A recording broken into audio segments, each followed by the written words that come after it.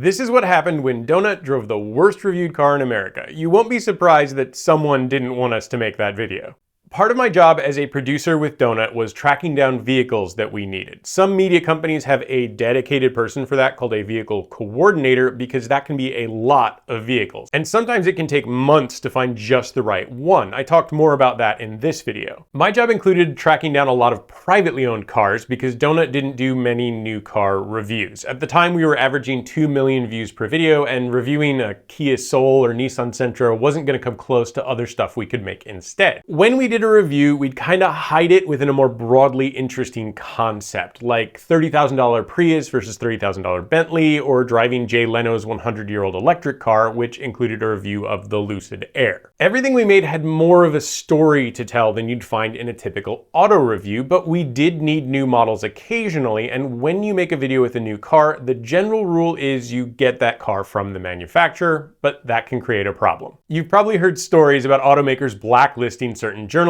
from getting press cars. Jeremy Clarkson was banned by Aston Martin, Chris Harris was banned by Ferrari, hell, I even got blacklisted by a manufacturer. That's a story for another time. Journalists know that they need good automaker relationships to do their jobs, so they're not gonna lie in a review and say a bad car is actually good, but they're usually gonna be somewhat charitable. And that means if you work in this industry and you know how to read between the lines, if a car has nothing but terrible reviews, you know there's gotta be some kind of story there, and that's why we decided to make this video. VinFast is a Vietnamese automaker who produced their first vehicles in 2018 and decided to enter the US market in 2023, which hasn't gone well. Every initial review said the cars were terrible. We thought there's no way that any brand new car going on sale to the public could really be as bad as those reviews said, and we started to think this might be like when Hyundai was the first Korean automaker to enter the US market. They were judged pretty harshly, and everyone said they wouldn't last, and some of that reflected an attitude that was kind of, what do Koreans know about making cars? I'm not saying those first Hyundais were great, they really weren't, but they weren't worse than, say, the Chevy Chevette, which was still being sold at the time. So we figured there was a story here, and it's got a great title, and our creative director is very title first. There's nothing wrong with that, lots of good creators are. So we go ahead with the VinFast project. I do research and writing for a couple of scripted segments like background of the company, and I book a car for us, but not with VinFast because VinFast didn't want us to make this video, at least not the way that we did it. I'll say more about how I got the car in a minute. Whenever I make a video like this, I go back through a bunch of old messages and emails to make sure I've got receipts for everything that I say. Because some companies like to threaten legal action against creators who are, let's say, unprepared. Thank God for law school. Anyway, on the shoot day, Henry, the director, needed to go to Jay Leno's place in Burbank to shoot a segment for another video. So the plan is for the host to drive the car from the Donut Studio in Inglewood to Leno's garage and back with interior cameras to capture their commentary and a camera car following them for exterior shots. I would be in the camera car to help out in case anything went wrong because there had been reviews that said sometimes the car just stops working altogether. Fortunately, that didn't happen to us and we made it to Burbank fine. At least those of us in the camera car did. The hosts were rattled. And when James got out of the car, he didn't look well or happy. One of the reviewers said, I'm not being hyperbolic, I got nauseous. I kind of made fun of him when we were putting this video together. I'm a little nauseous, dude.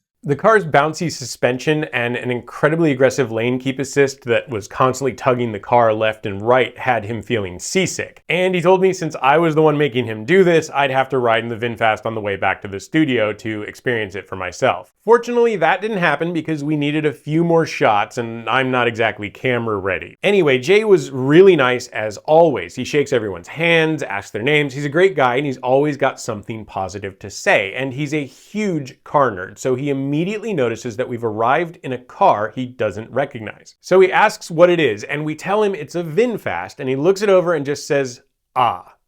That's it. Jay always has a question, a story, or something to say about every car, but "ah" is all he can muster. So Henry shoots his segment with Jay, and we head back to the studio because we need to return the VinFast to the owner. I had tried to get a car from VinFast, but I couldn't get anyone to return my calls or emails. I hadn't just Googled the VinFast public relations email address. I reached out to colleagues, including a couple of people at to get personal cell phone numbers for their PR people, and still nobody at VinFast would talk to me. This was weird. A vehicle coordinator from a large media outlet usually isn't fully ignored by any manufacturer. A courtesy response of thanks but no thanks is pretty standard, and I've received many of those. The radio silence from VinFast was so weird that a conversation about this broke out in Slack. People were starting to wonder if maybe something bad had happened to the VinFast PR team.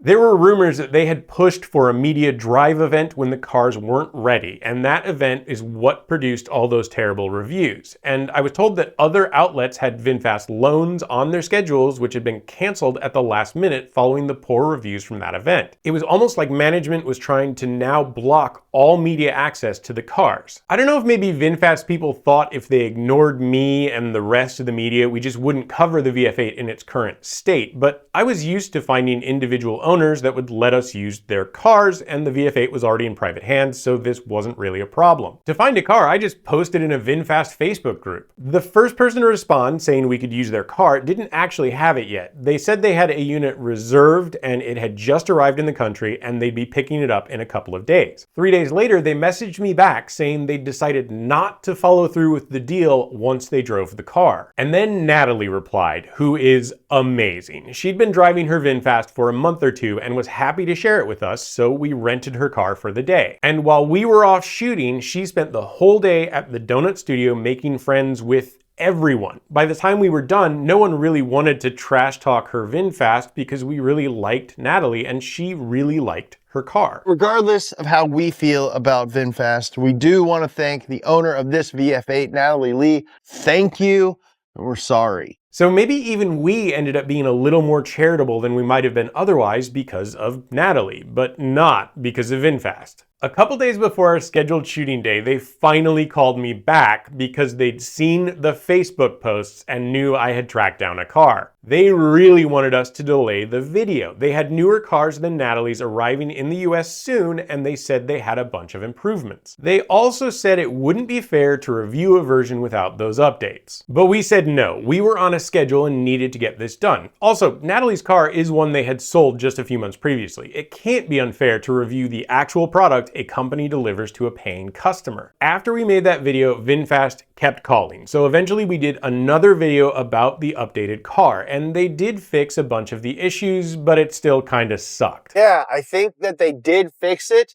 but unfortunately, it's still not very good. Fixing the problems just revealed that the fundamentals weren't there either. I'd like to think this was an isolated incident with a single manufacturer, but months later I ended up talking to the producer for Marques Brownlee's autofocus channel about their experience with Fisker. They also had to make a video using a customer car. And a couple months later, because Fisker thought that wasn't fair, they finally got around to providing autofocus with an updated car, and it was, still not good. Their experience was amazingly similar to what we went through. It was actually even weirder, because as that story unfolded, it became apparent that key people at Fisker didn't know who Marques Brownlee was. So maybe they assumed he couldn't make a video without their help. If you're working PR for an automaker, you gotta know the key media players in your industry, and for EVs, autofocus is huge. I'm pretty sure the people at VinFast did know who Donut was, and that's why they didn't want to talk to me. But ignoring us isn't much of an obstacle. It kind of turns it into even more of a story, but we decided not to talk about that in the Donut video. I guess if there's a moral to the story, other than if you're gonna build a car, make it good. Well, it's hard to make a car. It's that an automaker ignoring the media is just gonna backfire. It's almost as bad as suing creators or having them arrested.